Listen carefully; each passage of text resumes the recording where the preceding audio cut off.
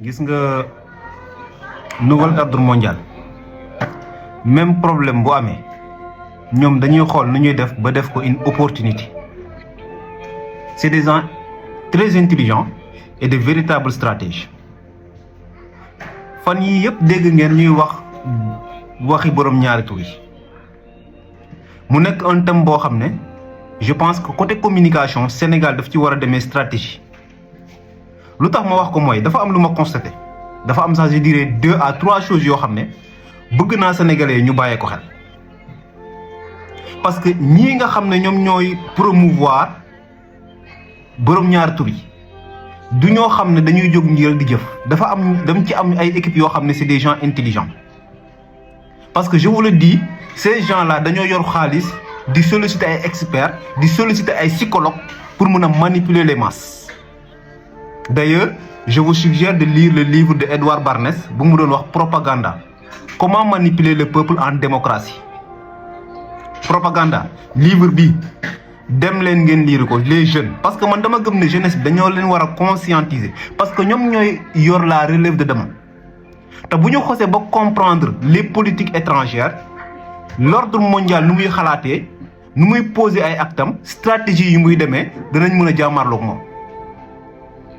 livre bi dama ne Macky Sall lire na ko propaganda Macky lire nga livre bi Macky Sall lire na livre bi c'est un livre extraordinaire comment manipuler le peuple en démocratie de Edouard Barnes dem leen ngeen lire ko moo tax États-Unis dañoo ay ci manipulation ak propagande. ma dellu si borom ñaari tur yi déjà y a un problème borom ñaari tur yi suñu réew yi ñun bu ñu juddoo ba nii c'était une chose impensable dans notre société maanaam du loo xam ne da nga koy xalaat ci sa société mosuñ ko nangu en fait sauf que les occidentaux xam nañ ne réew yi mel ni Sénégal nga xam ne diine dañ ko fonk ak suñu maam yu baax yi xam nañ ne mu ñu noo xëy rek imposer ñu loolu dagan ci suñu réew moo tax dañoo teg ni ay stratégie pour processus bi nga xam ne moo ñu mën a pousser à ce que on soit de plus en plus tolérant sans s'en rendre compte ci di ça veut dire ñun du ñu bàyyee xel sax ne ñoo ngi commencer di am légèreté par rapport au traitement de ces types de personnes duñ ci bàyyi xel te ñoo ngi ciy liggéey te ñoo ngi réussir nag ñoo ngi réussir de nañ bàyyi xel lu bëri parce que man ce que je peux pas comprendre yéen loo xam ne dañoo newoon ay at ci ginnaaw ku ko fi def dañ la war a faat n'est-ce pas xanaa nit ki kay bu dee da ngay bañ loo da ngay bañ dara ba mu jaral la faat nit xanaa boo demee ba minimum nga ne lii moom doo ci faat nit xam nga lan laa gëm da ngay naan ku ko def perpétuité dañ lay tëj à vie. moo tax ma ne xaw ma de sama question laa leen di laaj est-ce que yaakaarul leen ne criminaliser bii ñuy wax dañ ko teg sur la place publique pour wax ndol ci dara nag parce que boo leen déggee criminaliser ko ñii di wax ay waxi 5 ans 10 ans yow loo xam ne ku ko defoon dañ la war a faat ñu ne la non dañ koy criminaliser di wax ay waxi penu 5 ans 10 ans parce que mën na nekk un piège gis ñoo xam ne dañuy mel ni ñuy combattre loolu lu bon loolu noonu. ñëw gëm la leen dañ ko war a criminaliser ngeen naan waaw nañ ko criminaliser ñu ne waaw léegi ku ko defati foo ñu def ko 5 ans 10 ans 5 ans 10 ans day dara dama ne pourquoi on n'a pas soulevé le débat de perpétuité minimum sax 50 ans parce que loo xam ne baaxul ci ab société ak ci ab réew ba mu jaral la nga ne ku ko def dañ lay faat boo demee ba faatatoo xanaa yow nga tëj à vie xanaa yow nga tëj 50 ans mais benn 5 ans 10 ans kooku génnaat. mais c'est pas possible moo tax ma ne leen ñun il faut que ñu demee xel ak stratégie parce que mën nañ am ay nit ne leen positionnez-vous comme étant des gens qui combattent ces faits-là ces comportements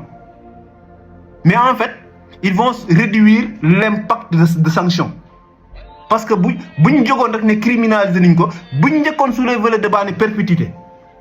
maanaam bu ñu amoon ñoo xam ne ñoo piloté sa communication ne ku ko def dañ lay tëj à vie piloté ko même bu méttee ba métti boo minimum 30 ans dina dee. waaye fexe nañ ba au début ñoom ñoo jël combat bi wax ne criminaliser di wax waxi 5 ans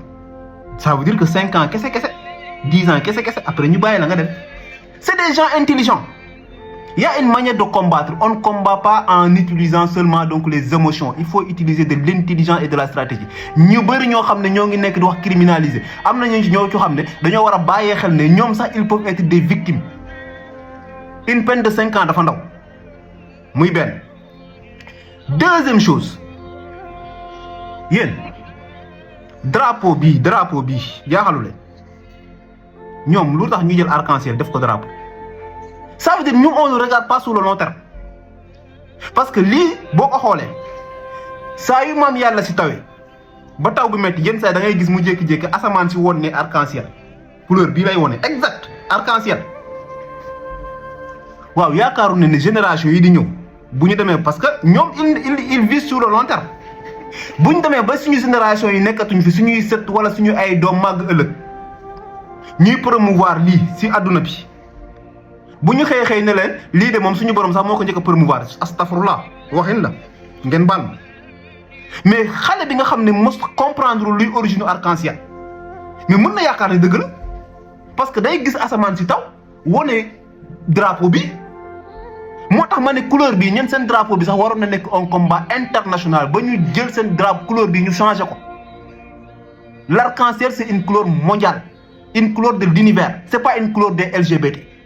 Mais ñun fexé nañ ba nangu ko yalla na ma yalla baal nak mais fi ak ay at ci kanam fi ak ay siècle mën nañ sax jël lolu comme argument ne leen gis leen bu doon yalla moy teural yi du ko woné ci asaman ci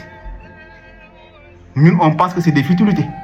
ces gens c'est des gens intelligents té ñom dañuy viser sur le long terme génération yi di ñëw ku leen won li yalla suñu mam yalla bi wonako taw ba paré génné ko ñu né la xolal arc-en-ciel couleur goor jigen yow lo xalat yow tu peux penser que yalla sax mo ñëk promouvoir lool musiba naru lay la et pourtant ñun on pense que le drapeau c'est normal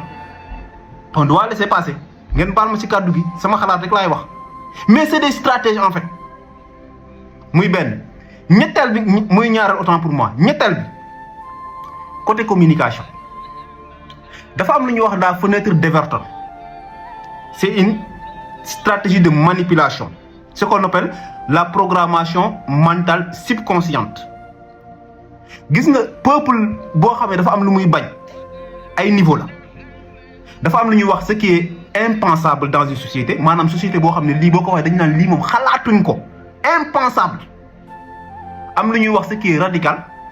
donc day jóge ci en sac impensable jëm ci radical jóge ci radical dem ci acceptable jóge ci acceptable dem ci sensible jóge ci sensible dem ci populaire jóge ci populaire dem ci maintenant politique dañuy dem sax ba politiser ko léegi ñoom ils sont en train d'utiliser la communication gis nga wax ju bari ji ñuy wax ci réseau yeeg yooyu xamu leen ne en un moment donné psychologiquement dañuy dem ba jóge ci impensable à radical xam nga jóge nañ ci impensable à radical parce que réew mi boo fi waxoon wax yooyu dañ lay naan fii ku ko fi kii dañ lay rey impensable xalaatuñ ko woon dem nañ ba léegi ne dañoo radical léegi nag ku ñëw dañ lay tegal criminalité dañ koy criminaliser autant pour moi réussi nañ benn étape ce qui était impensable aujourd'hui est devenu radical gis nga phase boobu ñu nekk radical fi ñu nekk nii on est radical là fu ñuy jëm xam nga lu ñu bëgg li ñuy wax sensible moo tax le cas de journaliste bii gis nga ci ñàkk ñoo xam ne ñoo ngi naan non pourtant di am yërmande sensible parce que dañuy jëm profil yoo xam ne c'est des profils yoo xam ne nit ñi apprécier nañ leen ba pare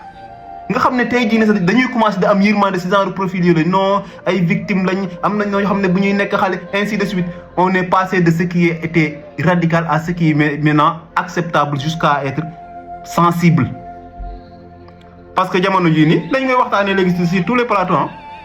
waxi borom ñaar tur yi ils ont imposé ça moo tax ma ne leen problème bu am ñoom dañ koy def opportunité ils vont utiliser maintenant cette communication ba nit ñi sax commencé di ko soofantal naan ñii vraiment dañoo yeb sénégalais yi commencé di ko waxtaanee day dem ba maanaam génération yi di ñëw ñu commencé na ñii moom bokkuñ ci société bi ñu bon ñii ñoom nag man moom l'essentiel du ma leen fréquenter du ma leen jege ok fa lay commencé dañuy dem nag ba maanaam mu nekk loo xam ne c'est sensible yow doo leen blâmer da nga leen di blâmer mais à part ça dara du leen ci fekk da ngay naan société bu ñu dox mais l'essentiel bu ñu ma wàll bu ñu ma ci dugal mais société bi mooy commencé yàqu c'est ce qu'on appelle la fenêtre d'Everton des fois li nga xam ne nit ñi accepté wuñ ko da nga leen koy imposer boo leen seet le processus su habillement style vestimentaire bu bon bi xew yéen a ngi fàttali ko bu ñuy wax patte d'éléphant jean bu ñu fa andee jean bu ñu jógee jean ñu yóbbu ko patte d'éléphant dagg ko mu seere ñu évaser tànk yi muy patte d'éléphant ñu jóge ci patte d'éléphant coupé ko mu nekk jean serré ñu jóge ci jean serré andi ba mu bàyyi léegi xeeb nañ ko léegi xale jigéen xam nga lu ñuy sol kiwisaar. nee naa leen c'est des stratégies ñun nag il faut que ñu am ces stratégies de communication xam ne ñii c'est des grands stratégies lépp lu ñuy def xam nañ ko lii nag waxuma la criminaliser nañ ko def plus de 30 ans jëm kaw bu mu minimum non man sax man malheureusement à un moment donné ils ont gagné le combat en fait am nañ lu bëri loo xam ne gagné nañ ko mais yàlla baax na ba heureusement gouvernement bi fi nekk jël nañ ci ay matukaay le premier ministre wax na ko donc on va doubler la peine incha allah xëy na yàlla dina ko def ñu leen di sant di leen gërëm.